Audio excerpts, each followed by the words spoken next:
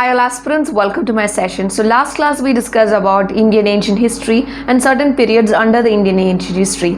So today we are going to study about Indus Valley civilizations, the most important civilizations of all the kind and the most sophisticated civilizations that we are going to study about. So here the Indus Valley civilization started off in 3300 BC, but it was full flourish in 2700 BC, and its decline started from 1500 BC, and even now we don't know why the civilization declined or totally destroyed all of a sudden. And the archaeological evidences could be found in Punjab, Sindh, Balochistan, Rajasthan, Gujarat, Western Uttar Pradesh, and the extension of the Indus Valley civilization starts from the Iranian border till the UP and from Jammu Kashmir to Maharashtra in the south. So these are the main important urban centers of Indus Valley civilizations. And one thing about your Indus Valley civilizations is that it has been clustered in and around of all your Indus River. That is, this is the most important river that we have to understand with regarding your ancient Indian history. The reason why I say is that the word India has been derived from this Indus River, and all these contemporary civilizations during Indus Valley civilizations refer us to the people which is beyond the Indus River or the Sindhu River. So that is how the Indus or the Hindu name or the Indian name has been derived from the river Indus. And Indus Valley civilization also has another name associated to it, that is the Harappa civilizations. The reason is why is that because Indus is actually a scattered, a well-flourished civilizations that we can find from Iranian border to the western UP. And the first place to be dug out or to be excavated was the Harappa. So this is the reason why it is being associated to the whole of places. Harappa Valley civilization is actually a different name to Indus Valley civilization. And Harappa is also actually an important urban center under your Indus Valley civilization. And Harappa is being presently found in the Punjab region of your Pakistan. And we have the other important urban sites, which is the Kalibangan of Rajasthan, Lothal, Dholawira, Rangpur, Suktek, Tandoor. Then we have Banavali, Ropa, etc. etc. We have these urban centers in the counts of hundreds. And in Pakistan, the Harappa is on the river Ravi, and Mohenjo-daro is an important urban center. It is being found on the river Sindhu. That is on the banks of river Indus we can find Mohenjo-daro. And if you have seen the film Mohenjo-daro acted by Hrithik Roshan, I think you will get lots of ideas also into it. That is how the civilizations used to be, what were the culture, what were the political and administrative structure during those period. Sure enough, it's being loosely based on it, but we also have lots of insight into it when you watch the movie. And the levels of sophistications and advancements is not being seen in other contemporary civilizations. The reason is that we have the Egyptian or the Mesopotamian civilizations also during our period. But one thing or the one reason that is being set us apart from all the contemporary civilizations is that we are giving lots of importance to the basic amenities more than the aesthetics. That is, all the Egyptians, they are concentrating more on these buildings, architecturals, that is all these temples, shrines. They're investing lots of effort, money and their time for all these structures, buildings, monuments, temples and shrines. But over here in Indus Valley civilizations, we can find that all the effort is being invested to all these amenities. That is the bathrooms, drainage systems, all these structures of these citadels of these cities and urban plannings. It is well planned and well structured. And we have the first evidence of cotton cultivations over here. And cotton is an indigenous crop here found in India. And why do we say it's indigenous? Indigenous as a word implies something that is being naturally grown over here.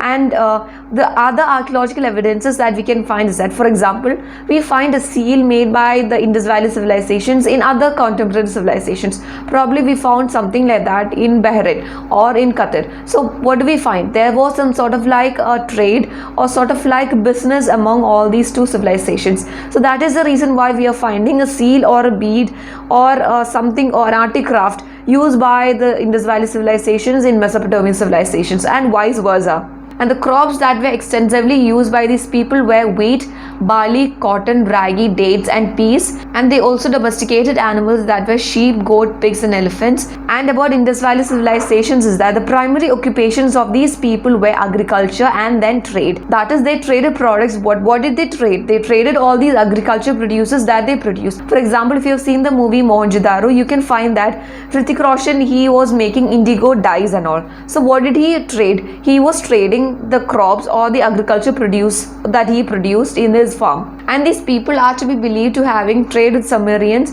and they had advanced in making artworks. The evidences of all these artworks and articrafts that were procured from these Indus Valley civilizations is an evidence or the statement to say that these people are well versed in all these handcrafts and art culture. And the ideas of male and female deities are also being implied or implications from all these sculptures, all these monuments or the articrafts that we have procured from these Indus Valley civilizations as well. And the most important feature that we have to understand from the Indus Valley civilizations is that there are no structures of temples and palaces, and this is something very much peculiar to the Indian culture. The reason is that we as an Indian have an identity that we are very much rich and diverse in religion and cultures. So this is very much peculiar and stands out from the Indus Valley civilization point of view as a feature that we don't find any structures like temples or palaces. And there were many metals being used: copper, bronze, tin and lead, and gold and silver is also known to them.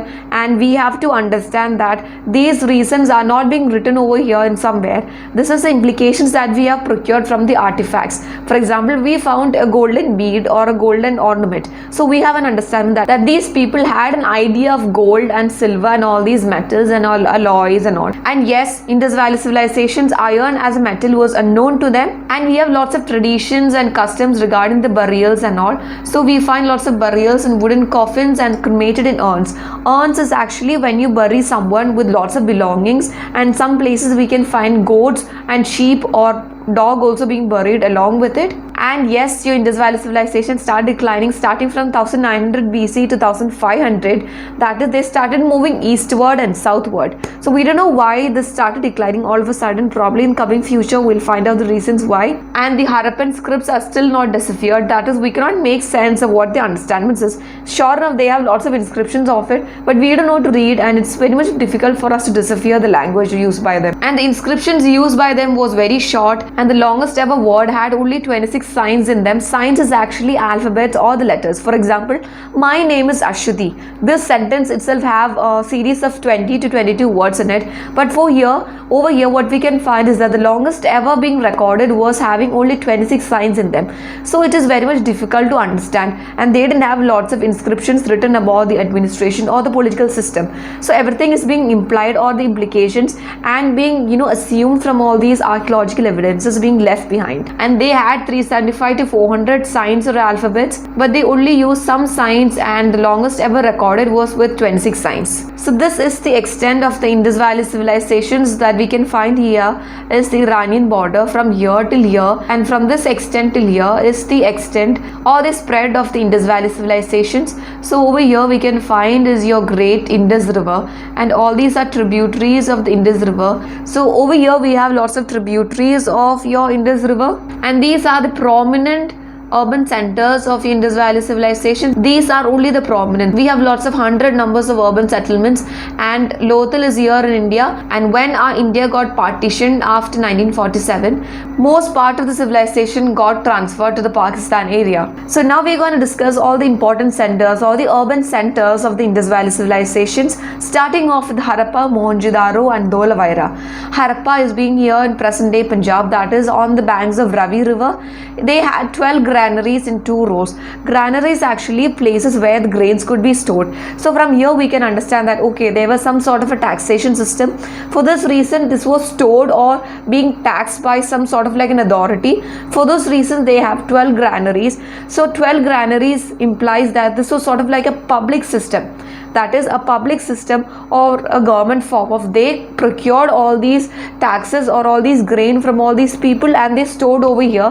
Reasons could be many, probably because they have lots of disaster management systems, or it is also have an evidence that flood and drought was sort of like a series of common scenarios here in Indus Valley civilizations. So for those reasons they had 12 granaries. They had it in 2 separate rows, and they had an aisle in between, that is a way or a pathway in between these 2 rows. And there were cemeteries of different types. So this implies that there was some sort of like a series of classifications of humans, probably in caste system or in class system or in professional system. There were some sort of a classifications. That is the reason why we can find lots of cemeteries being set up. And here we can find varieties of race and tribes. There were lots of types of people here in Harappan civilization.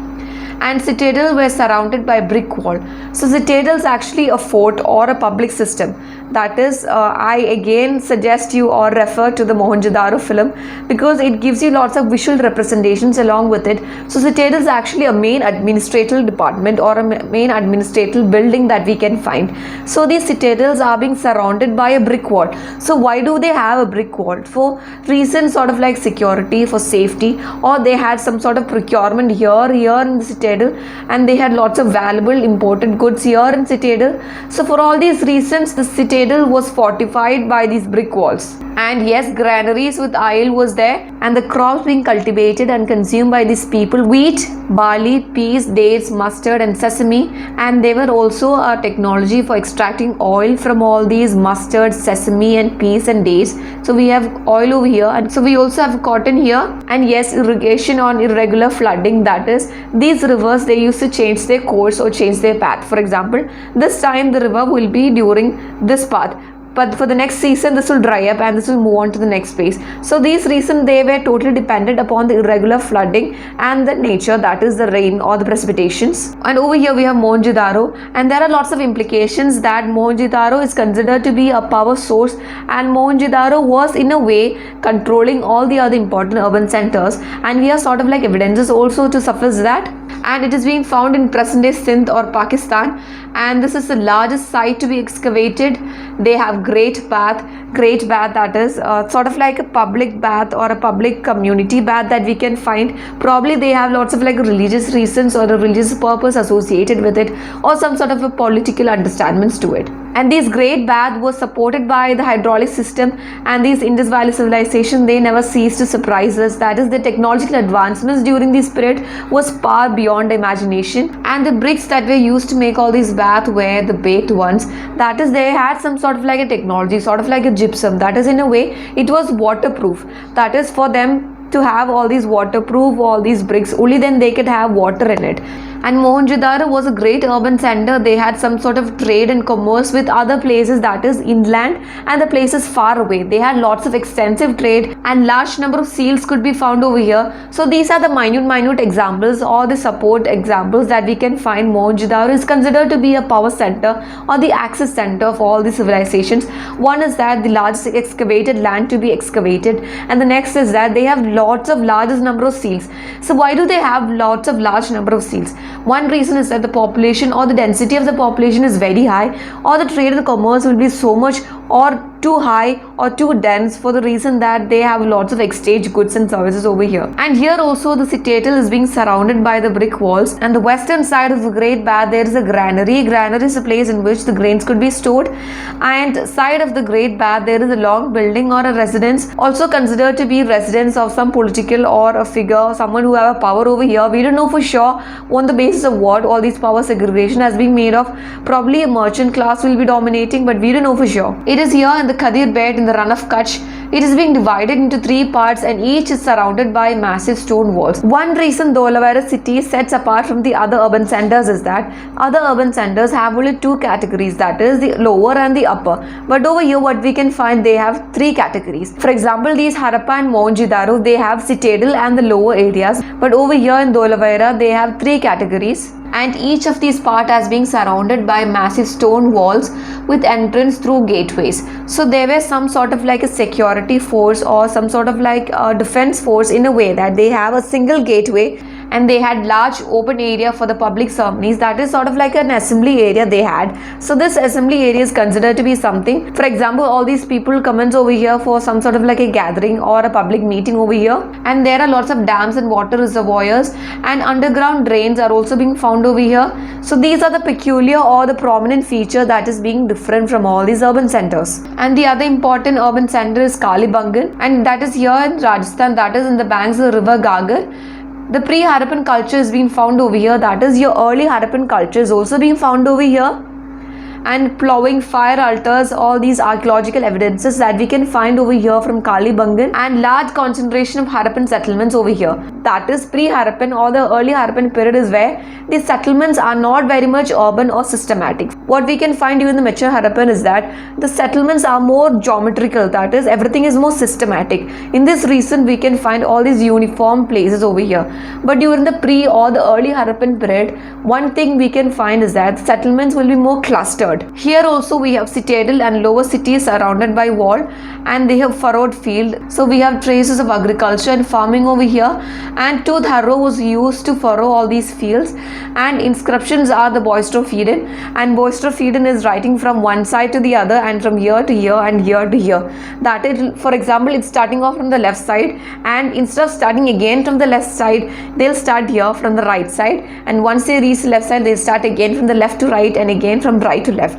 So that's how they used to interchange the sides as they used to write from the line by line. And Lothal is found in Gujarat, and objects out of stones and shells and metals were found here in Lothal, and dockyard has been found here in Lothal. So dockyard, so what does that dockyard implies? And history, when you're learning, you have to find lots of implications from it. That is, for example, they gave you a sort of like a piece of information, so you have to find lots of understanding from this. So dockyard, so what is Lothal having a dockyard implies? That is, they have lots of trade with the other places. For example, they had lots of sea route trades with the other nations and other civilizations as well.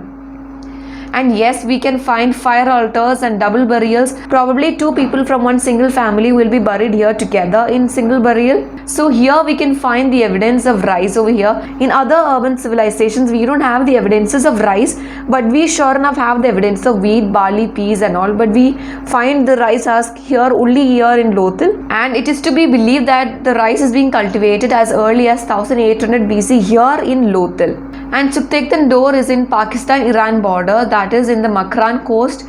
And citadel is surrounded by stone wall, and they also had a seaport trading, and all these urban centers which were very much close to all these coastal areas and all these places, they had lots of extensive waterway trades with other places far away also. Reason why, since they having lots of extensive seaport, this place is destined to be very rich and prosper. For those reasons, it has to be fortified, it has to be secured. So these reason why these places have stone walls and walls surrounding the citadels. And these are the salient features of all the urban centers of Indus Valley civilizations, is that the urbanization, that is the idea of conceptions in a way that it's being mathematically, geometrically being laid off. Everything is being segregated in sort of like a precise format. No sorts of confusion is being made, and cities are divided into many areas and sections. That is, there is place for civil, that is residential areas there, and institution places, that is for the administration and political. So administration will be different department and your residence will be different department. So we have to understand how the technological advancement of these people were, and what we can find is that these residential places were in the lower sections, and the citadels or the political administrations will be in the upper or the higher sections. And these urban centers were systematically made in parallelogram, sort of like a grid format, and lower towns are made into chessboard ward, that is in rectangular planning, and they use both baked and unbaked bricks, that is kiln made of kacha rocks. Pakka bricks were made for bathrooms and drains with gypsum. So this is a technological advancement here. Again, implications of Indus Valley civilizations. These waterproof bricks were used for all these bathroom drainage facilities in a way that this wouldn't smudge the places. And yes, they also had assembly halls in some places over here. And the craftsmanship that we have to understand, and this has to be acknowledged. And yes, the craftsmanship in uniformity. These people of Indus Valley civilization, they were highly skilled, and the archaeological evidences or all these artifacts that we are being procured from these Indus Valley civilizations, that itself is an evidence to showcase that how well the precision or the techniques used by these craftsmen or all these skilled craftsmen were at. And the arterial roads provided with covered drains. If this is the road and they had a drainage system under, they had sort of like ports here and there in separate individual intervals, in a way that these ports or these vessels will take up all these water, and in a way that this wouldn't clog the drainage. Such an effective drainage system was actually the peculiar feature of this Indus Valley civilization. And each house had private wells and toilets for everyone, and canal irrigation was not practiced over here. People also had hunting other than agriculture, and they had extensive trade both inland and foreign, and the systems of weight and measurements were highly uniformed, and strips of shells were used for length, and spinning and weaving of cotton was known to them. Pottery making was there. We can find lots of pots and vessels with red clays with black bands on it, and bead making was also there common. We can find that from the evidences. from all these archaeological artifacts that we have procured from the Indus Valley civilizations.